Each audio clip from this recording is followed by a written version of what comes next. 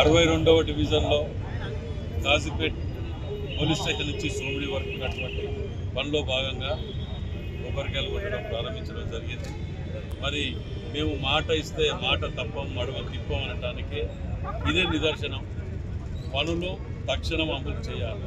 వాటిని కొబ్బరికాయలకు శిలాఫలకాలకే పరిమితం కాకుండా అక్కడ ఉండి పర్యవేక్షిస్తూ మా యొక్క కార్పొరేటర్లు కానివ్వండి, మా యొక్క అధికార ప్రతినిధులు కానివ్వండి, అందరూ కూడా ఇటు పర్యవేక్షిస్తూ పనులను చక్క చేయడం.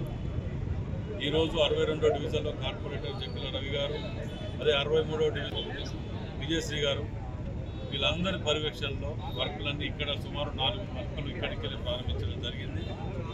3 కోట్ల రూపాయల వర్క్ వీటి త్వరలో కంప్లీట్ చేయాలని, అదే ఎస్సీ కాలనీలో బోరు కానీ, శ్మశాన వాటిక కానివ్వండి, చర్చ్ కానీ, కమ్యూనిటీ హాల్ కానీ, వీటన్నిటి ప్రారంభోత్సవాలు చేయడం జరిగింది. ఎలక్షన్ కోడ్ రాబోతుంది కాబట్టి ఈ 2 నెలల సమయాన్ని కూడా వృధా చేయకుండా ఉండటానికే ఈ కార్యక్రమాలు తీసుకోవడం జరిగింది.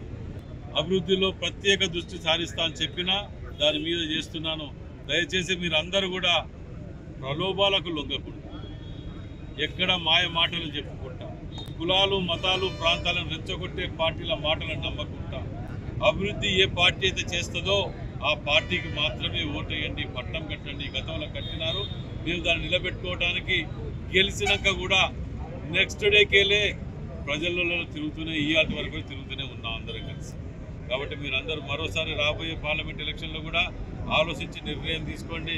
ఏదో చాయ్ వాలా చాయ్ బేచా అన్నట్టు ఎల్ఐసి బేచా, బిఎస్ఎన్ఎల్ బేచా, రైల్వే బేచా, ఏ సో బేచ్ దేతా. కాబట్టి దయచేసి ఆలోచించి, లేకపోతే ఏం చేస్తారు, ఎలక్షన్లు గుర్తు రాగానే చేసి చెప్పుకోవడానికి ఏముండక పాకిస్తాన్ అంటూ, లేకపోతే కాశ్మీర్ అంటూ, లేకపోతే రాముడు అంటూ. రాముడు అంటే ఎవరికి భక్తి లేదు, మనకి భక్తి లేదు, అందరికీ ఉన్నది కదా. కాబట్టి అట్లాంటి వాటిని మేము ఏమి చేసినామో చెప్పుకోండి, ఓటు అడగండి. మేము 100 చెప్తాం అడగటానికి. కాబట్టి ప్రజలు కూడా ఆలోచించి నిర్ణయం తీసుకోవాలి.